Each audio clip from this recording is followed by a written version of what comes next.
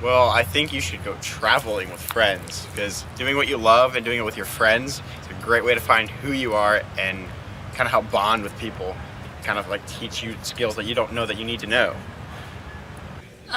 Well, for me personally, the first thing that comes to mind is travel. The most important things in my life that I've learned have definitely been on the road. I know that's kind of contradictory to what a lot of people think you need to be doing in your 20s, but I mean, hey, when you've got like very little responsibilities, no kids, and no mortgage, like why not, you know? I think it's important to establish who you are and what you believe in, and go out and explore and see most of the world and what you want to see in the world and what you want to get out of life. Yeah.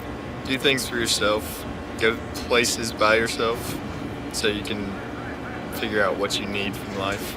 I think the most important thing to do in your 20s is to really find out who you are outside of relationships and friendships, and really just take time for yourself, because you'll never have this time to be this selfish ever again. I think probably the most important thing to do in your 20s is to travel the world, go see everything there is to see, learn about the places you like and the places you don't like, and yeah, just find yourself in these places.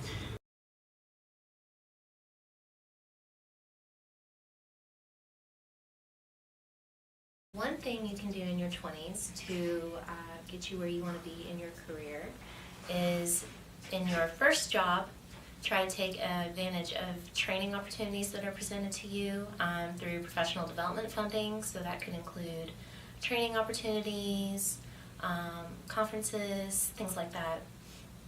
And another thing that you can do in your first job is you can inquire about any tuition assistance if you want to pursue an advanced degree in your field. So some universities will allow you to work for them part-time in a staff position, and then you can apply to get tuition reimbursement. I think a lot of people, their minds immediately jump to college, four-year university specifically, but I mean, there's all kinds of different options besides that. You can go to vocational school, a tech school. Plenty of people jump right out of high school and just into an internship, and don't even need a bachelor's degree of any kind. They're just able to jump right in that way. Go to school or not, depends on what you want to do, but I guess just really get experience in your field and whatever that looks like for you. Yeah, and just really believe in what you do, and if you don't believe in it, then find something that you do believe in. I feel like this is the time to be selfish and just really take that time to really hone in on your skill sets, to study as much as you can. I think those are really important things to get where you want to go, to find out who you are. That way you can use the skill sets you learned then to apply them later in life. Start networking now. I think networking probably, especially for our generation, is probably the most important thing to do, because I hate to say this, but sometimes it really is who you know. So go out, talk to people's parents, and just meet as many people as you can, because you never know when they're going to help you out in the future. I think it depends on what your career is going to be, because college is not the right path for everyone, depending on what they want to do. For my career, going to college, getting my master's, getting my PhD will help me achieve my career goal that I want. But other people, sometimes it's like just going straight into a trade or learning things like that will help to your career goal. It's very personalized.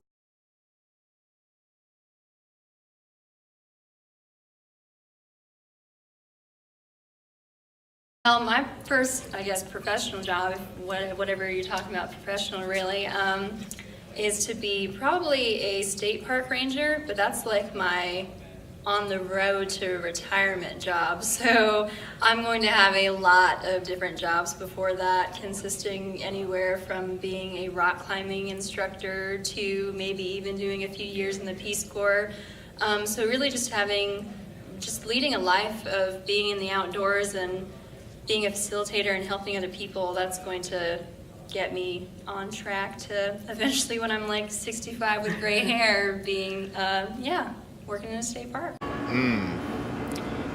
I would like my first professional job to be working with some type of environmental health career. What would I like? How would I get that job? Probably should volunteer more. I think I picture my first job somewhere in the field, walking around a lot, serving people. I'd like to be a social worker, so just really getting out there into the community and helping as many people as possible. And I think the best way to get there is, like I said, working in the field now and making sure this is something you want to do and making those connections with people. So I want to teach college as my first like professional job. I kind of want it to be like the type of atmosphere that we have here at Georgia College.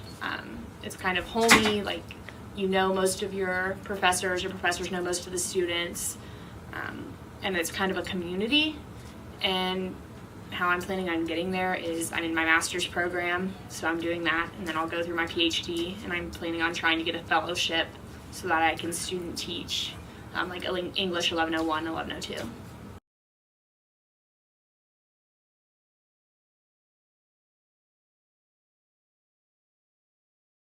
Well, I guess I'm a unique case. The only social media that I really have is Facebook. As far as feeling the need to prove myself, I'm sure there have been times in the past that I've felt that way. You definitely are encouraged to, I think, post most of the positive stuff in your life and not so much the negative. But really, I just use that as an outlet now to try to spread positivity, and maybe I would feel more pressure if I had more social media outlets that I took part in. But yeah, it's actually not really a big issue for me personally. I would definitely say that I felt the need to, probably just because of the social pressures and everyone's doing it. I think you can definitely portray your life as something better or something that it's not.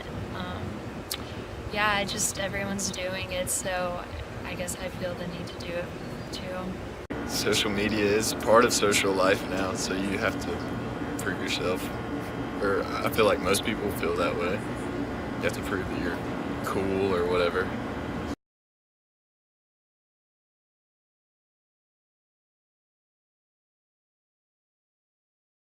There's these social expectations that you have to be done with school and then go straight into your career, or that you have to like go on a certain timeline. So the fact that there are already expectations set for us, it's a little bit scary and a little bit like on a time crunch. There's a time crunch to finish on a certain time, so you can be expected to be at a certain place at a certain area. So like I'm expected by my mid-20s to get married and have kids.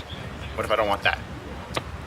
Awesome. Thank you. I think that the American dream definitely kind of has you on this path where everything has to be like very chronological and in order the way you know you're meant to have it.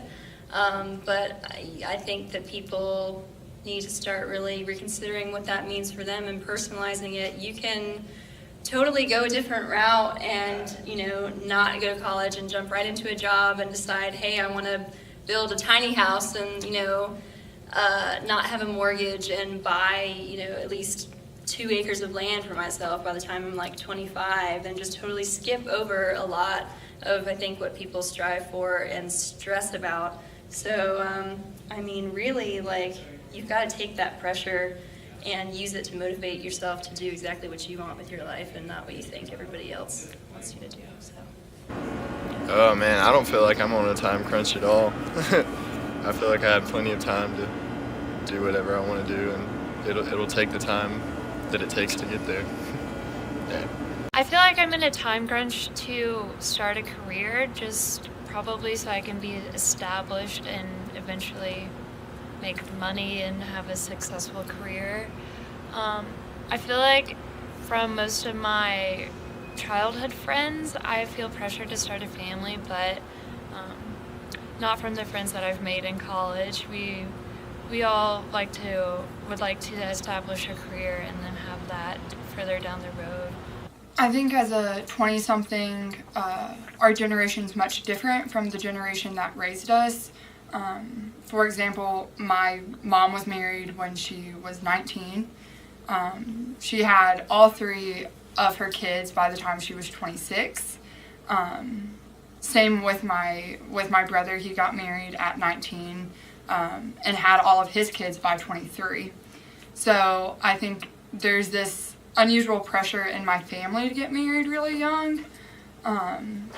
Knowing that I could get married tomorrow and still be the oldest one in my family to get married is this really weird thing considering I'm only 20.